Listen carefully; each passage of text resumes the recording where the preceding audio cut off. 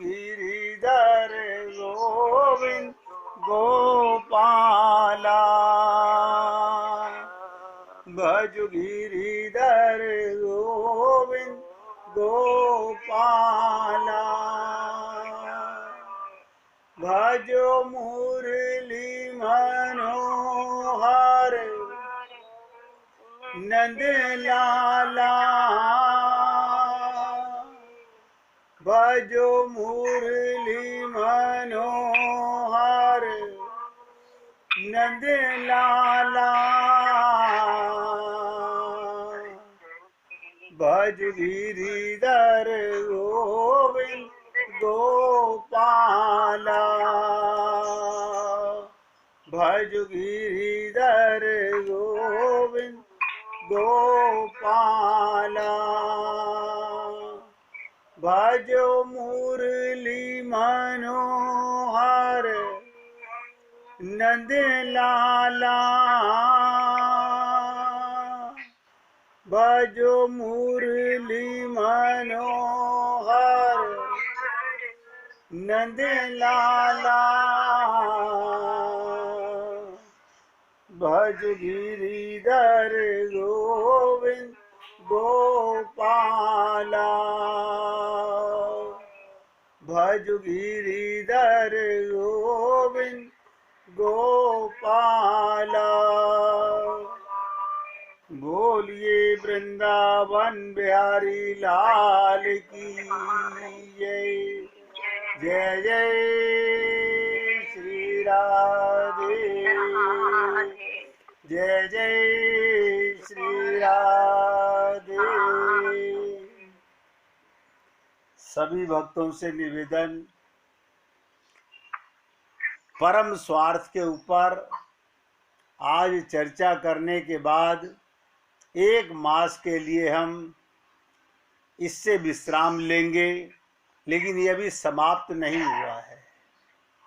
धनुर्मास के बाद, पूरे एक मास के बाद, 14 जनवरी के बाद, आज भी 15 तारीख है, 15 जनवरी से फिर आपके साथ इसी दिव्य स्वार्थ पर चर्चा करेंगे। क्यों? अभी आधा चर्चा हुई है, अभी आधी चर्चा बाकी है। हमने कहा धन्य सोही जो परम स्वार्थ पहचाने, वही जीव मनुष्य शरीर में आने का लाभ उठा पाता है, जो अपने परम स्वार्थ को जान पाता है। इस पर चर्चा करते हुए आपके साथ स्व पर चर्चा हुई, अर्थ पर चर्चा हुई। अर्थ के लिए हमने कहा, अर्थ को पूरा करने के लिए हमें 3 चीज़ें, संबंध, अभिधेय और प्रयोजन। संबंध, अभिधेय, प्रयोजन पर हमने आपके साथ बहुत खुल के चर्चा की कि हमारा संबंध, हम चेतन हैं, आत्मा हैं, हमारा संबंध भी परमात्मा है। शरीर का संबंध संसार से है, शरीर भी जड़ है और संसार भी जड़ है। फिर हमने आपसे निवेदन किया अभिधेय उपाय क्या है। हमने कहा उसके लिए आप कितने भी धर्म कर्म कीजिए, योग कीजिए, उससे केवल स्वर्ग मिलता है।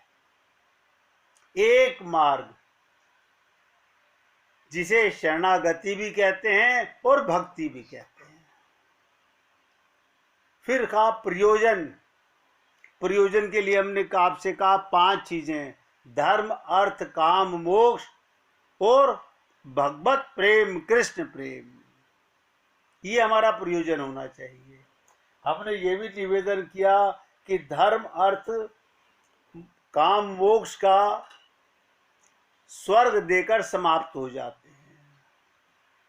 कल आपसे चर्चा करते हुए हमने कहा कि 2 बातन को भूल मत, जो चाहसी कल्याण, नारायण एक मौत को, दूजो श्री भगवान।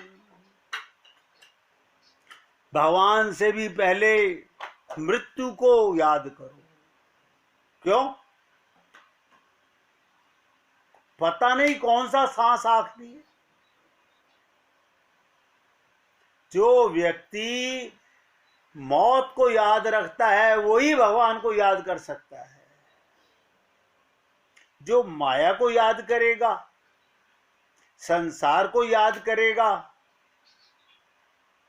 वो भगवान को याद नहीं करता, वो धोखा दे रहा है।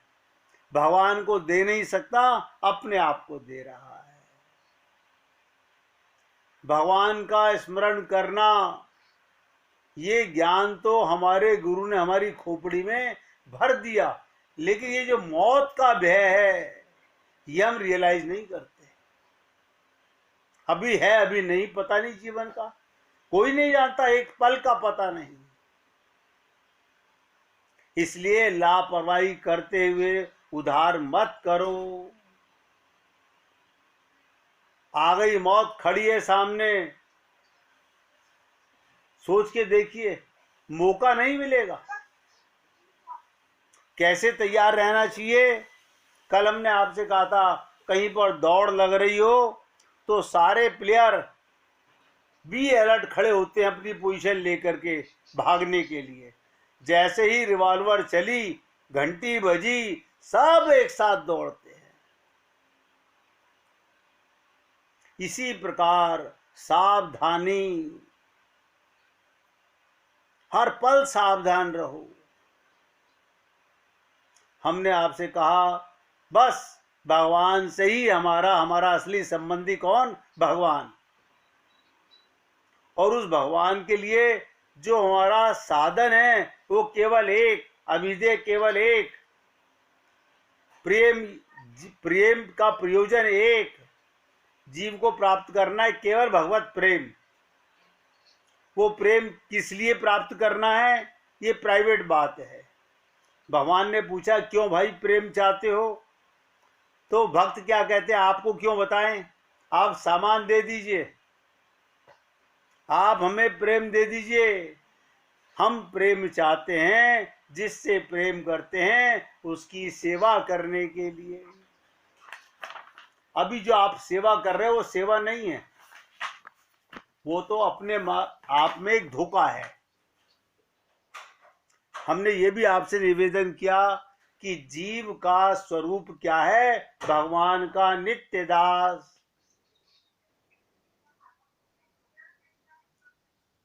तो भगवान से प्रार्थना करनी है कि तुम अपना प्रेम दो, हमारा प्रयोजन तुम्हारे दरवाजे पर आने का प्रेम पाना।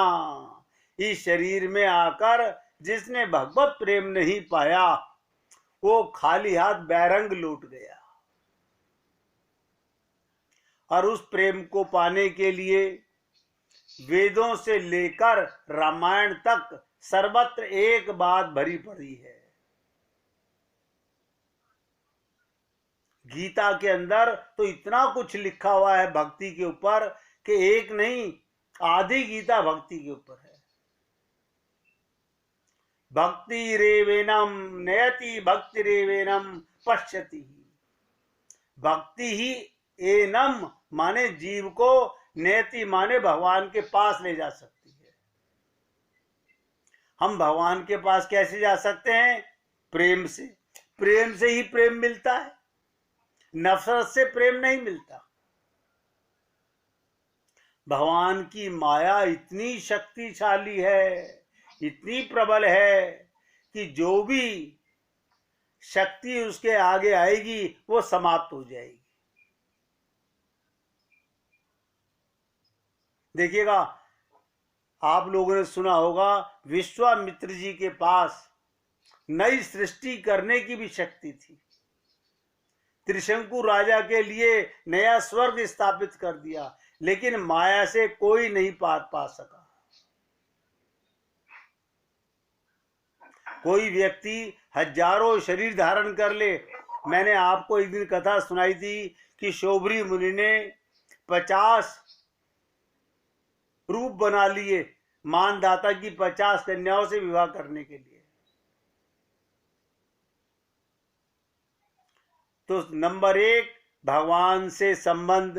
पहले भगवान को जीतो, भगवान का प्रेम पाओ, तब माया पर विजय प्राप्त होगी। इसलिए सभी अपने हृदय में ये बात नोट करें कि भक्ति एक ऐसी शक्ति है, उससे माया डरती है, कांपती है।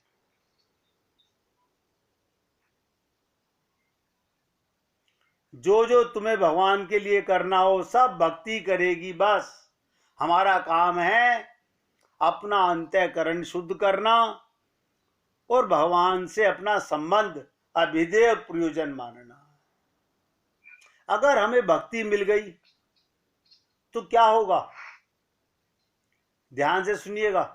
अगर भक्ति मिल गई, हम भक्ति प्राप्त कर सके, हम भगवान से संबंध स्थापित कर सके, है होश जब तक जिंदगी का जश्न होना चाहिए।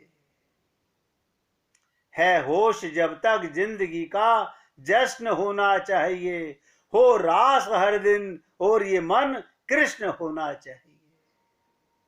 24 घंटे आपका मन आनंद में रहेगा। जो निखर कर बिखर जाए वो कर्तव्य है, और जो बिखर कर निखर जाए वो व्यक्तित्व है। वक्त आपका है, चाहे तो सोना बना लो और चाहे तो सोने में गुजार दो। सबको वक्त उतना ही मिला है। दुनिया आपके उदाहरण से बदलेगी, आपकी राय से नहीं बदलेगी। कुछ ऐसा करके चलो कि आने वाली पीढ़ी आपको याद रखे। जिसकी कोई गारंटी नहीं, उसी का नाम तो जिंदगी है। जिस चीज की गारंटी है उसका नाम मौत है। मौत सुनिश्चित है, उसकी गारंटी है एक दिन आएगी जरूर। यही दुनिया का एकमात्र सत्य है। हम इसे आज जाने या कल जाने। 2 लाइनें अपने हृदय में नोट कीजिए। हरि गुरु भज नित्य गोविंद राधे। भक्ति किसकी करनी है? ध्यान दीजिएगा, भगवान की डायरेक्ट भक्ति कभी नहीं हो सकती। पहले गुरु की भक्ति करनी पड़ेगी, निष्कपट, निश्चल, निस्वार्थ। अगर हम ऐसा करते हैं तो कैसे करनी है भक्ति भी? भाव निष्काम अनन्य बना दे। हमारा हृदय का भाव अनन्य बना दे। कोशिश कीजिए, देखिएगा, एक दोस्त को कोने में ले जाकर के अपनी जिंदगी की सच्चाई बता रहा है। कह रहा है, यार एक बार तू मेरे साथ एक तरफ कोने में चल, मैं तुझे कुछ बताना चाहता हूं। अकेला, पर्सनल बात।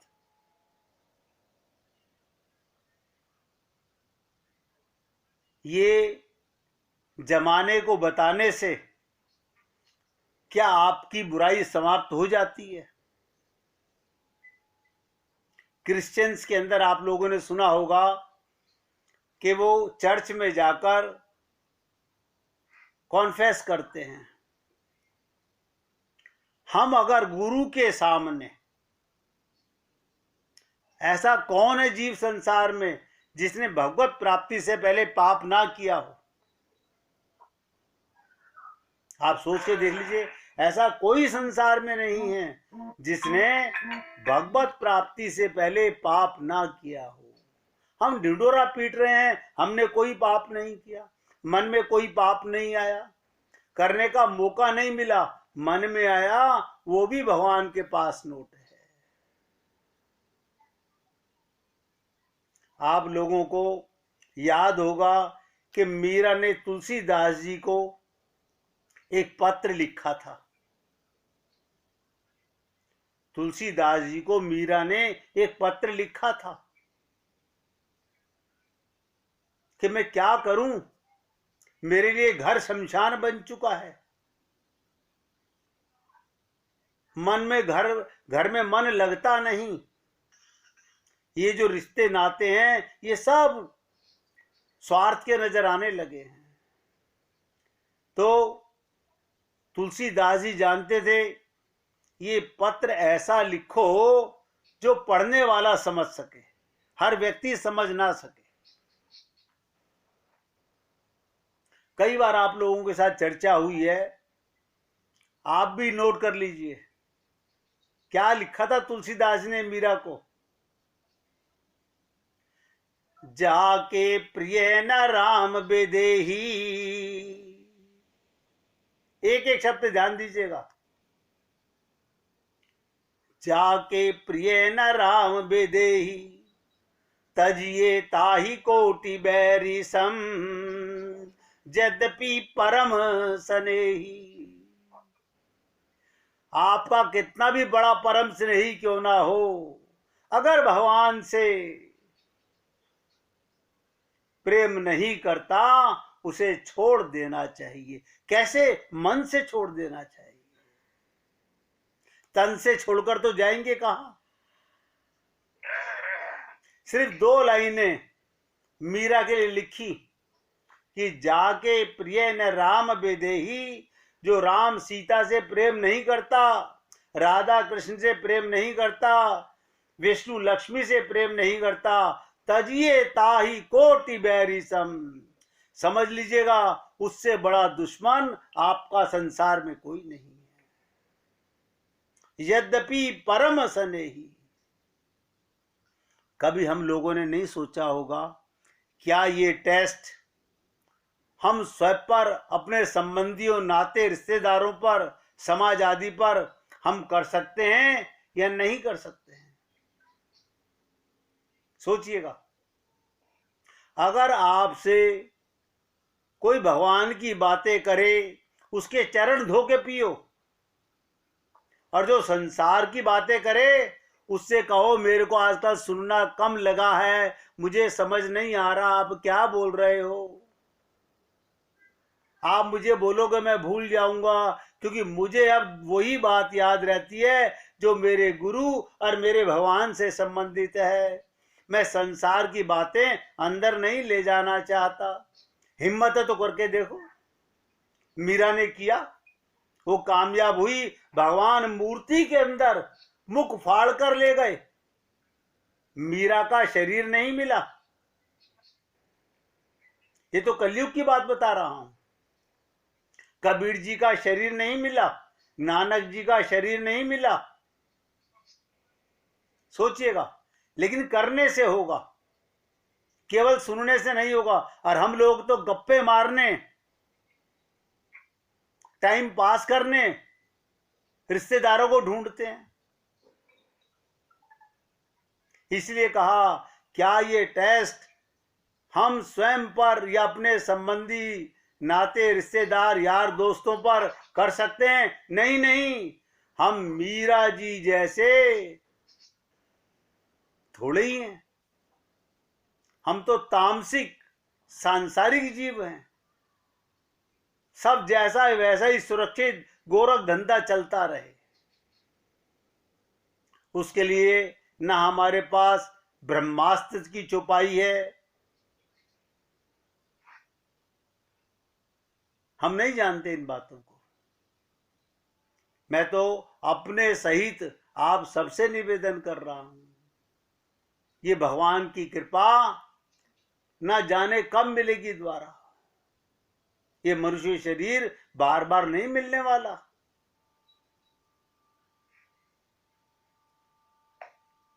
इसलिए एक ही रामायण की चौपाई हमारे जीवन में काम कर सकती है।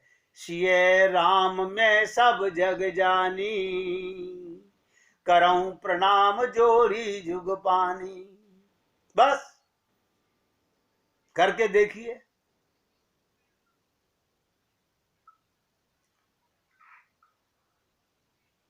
इसलिए आपसे निवेदन कर रहा हूं कि सृष्टि की रचना करने वाले विश्वामित्र भी त्रिशंकु का कल्याण नहीं कर सके, माया पर विजय प्राप्त नहीं कर सके। हमें केवल एक साधन करना है, भगवान का प्रेम पाने के लिए। सब पाना चाहते हैं, लेकिन संसार से ओहो इतनी ममता, शरीर से इतनी ममता, सामान से इतनी ममता, प्राण निकलेंगे कैसे? प्राण नहीं निकलने वाले। हमारे हृदय में ये संसार का, रिश्तों का, सामान का, मकान दुकान का ऐसा पागलपना भर गया है, हमारा कल्याण होगा तो होगा कैसे? सोचिएगा, हमारे कल्याण का कोई मार्ग नजर नहीं आता। क्या ऐसे ही कल्याण हो जाएगा? इसलिए सबसे निवेदन कर रहे हैं हम तो भैया कि तस्मात् सर्वेषु कालेषु, गीता का उद्घोषणा है, तस्मात् सर्वेषु कालेषु माम सुमृन युद्ध च। संसार में इंद्रियों से कर्म करो और भगवान को 24 घंटे अपने साथ हृदय में महसूस करो। अपने साथ महसूस करो। भगवान के अवतार नारद जी, उन्होंने कहा मैं 3 बार चैलेंज करता हूं, भक्ति रेव भक्ति रेव भक्ति रेव। बताइए, नारद जी कह रहे हैं केवल भक्ति।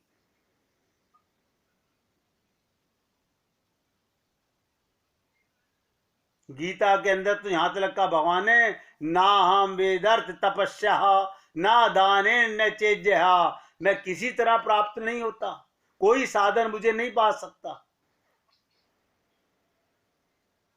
चाहे दृष्टुम, चाहे ज्ञातुम, चाहे प्रविष्टुम, जो कुछ भी तुम चाहते हो मेरे विषय में पाना तो केवल भक्ति से मिलेगा।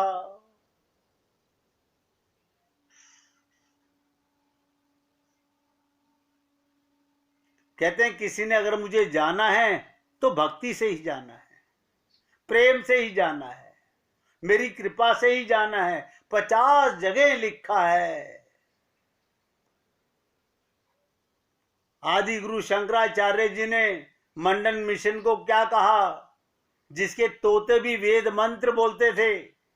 मंडला गांव के अंदर मंडल मिशन नाम के एक ब्राह्मण, उसके तोते भी वेद मंत्र बोलते थे और उनके विद्यार्थी वेद मंत्र बोलते हुए निकलते आते जाते था। जब शंकराचार्य जी वहां पर गए तो मंडला से पूछा कि कैसा लगा, तो उन्होंने तभी गोविंद स्तोत्र बनाया था। ध्यान सुनिएगा क्या कहा था शंकराचार्य जी ने, भज गोविंदम गोविंदम भज मूढ़मते, गोविंदम भज मूढ़मते। अरे वेद शास्त्रों को रटने से क्या होगा?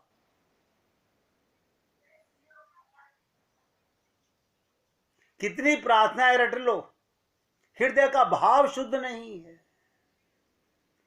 इसलिए सबसे निवेदन कर रहा हूं, अपने गुरु के सामने, अगर जीवन में गुरु है तो, और नहीं तो प्रभु के सामने अपने हृदय को क्लीन स्लेट कर लो। जो मन में है छुपाओ मत, सब क्लियर कर दो और आगे से प्रतिज्ञा करो किसी से छल कपट छिद्र नहीं करना।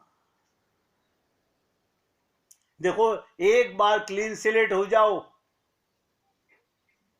एक बार क्लीन स्लेट हो जाओ, फिर कुछ नहीं करना। मगर हम लोग पर्देदारी रखते हैं मन में। यही पर्देदारी, भगवान कहते हैं जब तक ये पर्देदारी है तो मैं नहीं नजर आता, पर्दा हट जाए तो मैं पर्दा नशीन हो जाता हूं। पर्दा गिराओ, वरना इसी पर्दे के चक्कर में, इसी अपने पराये के चक्कर में हम संसार में वापस क्यों आएंगे? राग और द्वेष के कारण, और कोई कारण नहीं है। या तो यहां किसी से राग कर जाएंगे या किसी से द्वेष कर जाएंगे, वापस ही पटक दिए जाएंगे। इसलिए निवेदन करता हूं कि हमें अभी मौका है जागने का। 1 मिनट कीर्तन कीजिए, फिर